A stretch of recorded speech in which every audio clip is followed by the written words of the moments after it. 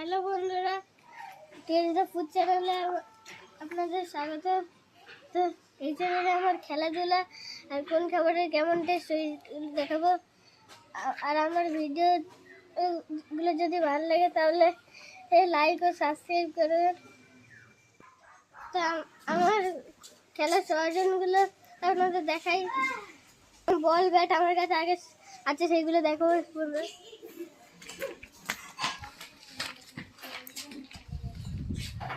আমার কাছে দুটো ব্যাট আর এখানে আমার একটা বল আছে। তোমাদেরকে বল করে দেখাতে হবে। বল করে